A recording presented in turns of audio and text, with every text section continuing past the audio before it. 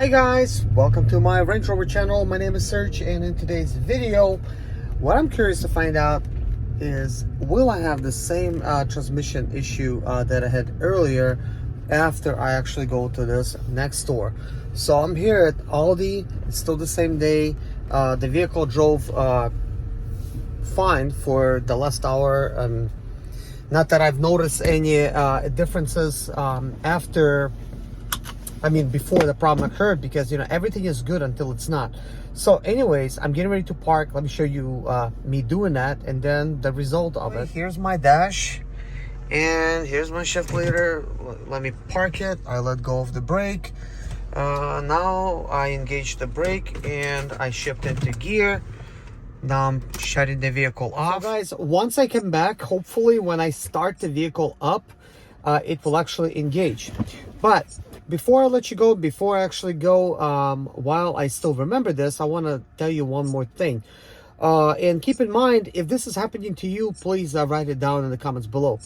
I've been noticing on some starts, it takes longer for it to start. So what I'm going to try to do is next time I come back, I'm going to try to start it and show you how long it actually spins the starter before it starts. So I'm not sure if there's some future problem that I'm going to have because of that. So who knows? Also, it hasn't had an oil change in almost 12,000 miles. So I need to buy some oil for it, so I could actually do an oil change for this later on. So anyways, see you in just a bit. Apparently, I'm still a little bit early and I'm not gonna wait. The store looks like it's closed. So it's a little bit before 8 o'clock. But anyways, let's see if my Range Rover starts after being parked and the vehicle is shut off. But first, let me show you my vehicle. Check out this beauty. I do have some rim curb rash. Some of this I caused, but I had to kind of get out of the way of some vehicles that was getting ready to crash into me and got a little bit too close to the curb, but in a very slow speed. But 22s are very easy to scratch because they're very close, to the edge and stuff. So it's very easy to get stuff like this. But this is not something I did. However, on the other side, I did, and I didn't do this either. As you could see, after I started owning it, I actually spray painted this black here, and obviously I did not sand it or nothing, so paint's coming off, but it is what it is. So anyways, let's see what happens. First, I want to show you how long it takes for it to start up. So I'm not engaging the key yet. I just basically put it into second position. So let's go. What do you think about how long that was? Is that normal? I mean, I'm a first time Range Rover owner, and that's kind of how it's been, doing it. It's like, it just seems like it spins a little too long. And I think that was not as long as I've seen it sometimes. So anyways, I'm engaging the parking brake. I mean the brake pedal, and it shifted just fine. I guess I was lucky on that one. What I will do now is I'm gonna head to Walmart, and I gotta pick up some oil for this Range Rover so I could actually do an oil change. So I will record a video of me doing an oil change in a later video. But with this being said, yeah, I just wanted to check to see if it shifts. It shifted. Not that I really needed to post this, but one of the reasons I'm posting this is, like, you might have just had this issue, right? And it might be scary to park somewhere and go to the store or go to a gas station or something. Maybe you go to work. Will you be able to shift it into gear? Now, in my situation, I was able to. But what would I do if it would not shift? Well, very simple, because the only thing that would be happening is that you just can't take your shifter out of park. So here's what I would do. I would remove the shifter, as I've done in a previous video. And I will actually, yeah, actually that's what I'm gonna do. I will actually add that to this video. In case you're watching it for the first time, I'm just gonna add that portion where I remove it, and I'm gonna show you everything that you must do in order for, you know, to engage it back into drive or whatnot, you know. By doing so, you could get home, or maybe you need to drive to the mechanic, you know, whatever you got to do to save yourself some money on the tow. By no means that's going to be a permanent solution, but it will get you where you got to go, or get you home or something, because you know, you will eventually need to fix your, well, replace your Range Rover shifter, and maybe you got a spare one, maybe you could buy one on eBay, because that is the problem. Or you can just repair it by taking it apart, getting rid of all that stuff that's corroded or whatnot, or resoldering some connections, you know, what have you. You know, if you're, I guess, electrical engineer, I guess you could do that.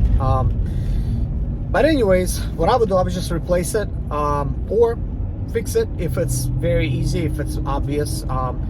But in my situation, when I just mess with the wiring, if once I took it off, just like shook them or whatever, I don't even think I did it rough, just, you know, just enough, that solved the issue. Now, for how long, I don't know. Maybe I could be driving like this for months. Maybe this could occur same day, you know. And of course I will note it if it does come back that same day. But anyways, guys, in the next clip, I want to show you how to remove your shifter and how to, you know, put it into drive or neutral, whatever you need to actually do. But anyways, guys, thank you so much. Enjoy your rest of your day. Good luck with your Range Rover, and see you guys in the next video. And here's the clip. All right, guys, so this is the code that I'm still having. P0659 actuator supply voltage, A circuit high. I've done a little research, and turns out what gets ruined or corroded, it's right underneath here. So let's go ahead and actually remove this plastic here and the shifter. The shifter has a thing that you could press, so go ahead and press down on it and pull up. Okay, so if you noticed, if you're pressing on it, it kind of like pulls up right there. So this will help you release it. Now with the shifter released, you need to pull this up.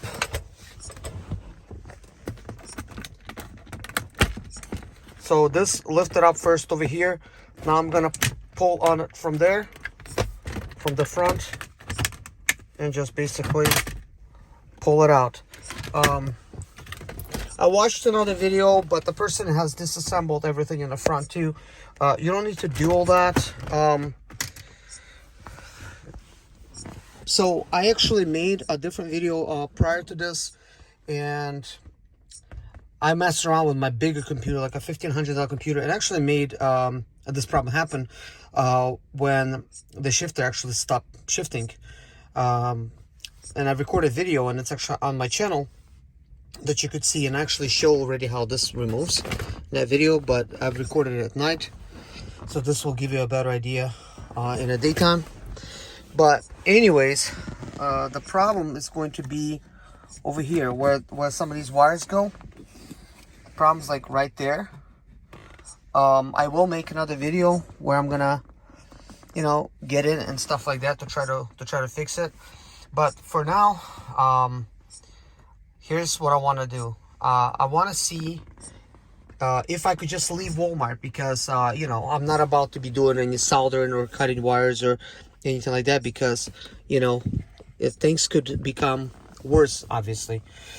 So if you're trying to basically just get it into, you know, to shift, you can just click here. You see how that like shifts right there? You could click it, and that will allow you to release it. All right, so as you know, it's not going to start if it's released. So we're going to start up the vehicle.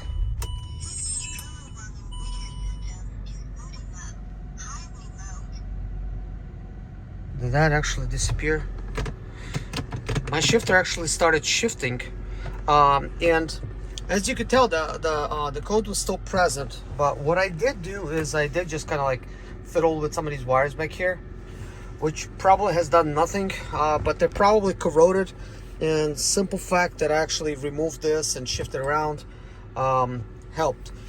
But what I am going to need to do is just disassemble like all of this stuff here and just take a look at the wiring and put some dielectrical grease on the connectors. And if they are corroded, I need to clean up the corrosion and obviously resolder some of the connections and stuff like that. But at this point, the problem is gone. I'm able to, as you can see, when I press the brake pedal down, it does work. That's kind of like what's doing. And we kind of need that to happen. And that was not happening before. So to install this, we're gonna need to move the shifter slightly forward. You need to attach that, then slide it forward, insert the front portion first, and then slide that in. And then we're gonna put the shifter, well, let's see, I'm just gonna put it into drive just in case. And I'm gonna put my shifter back.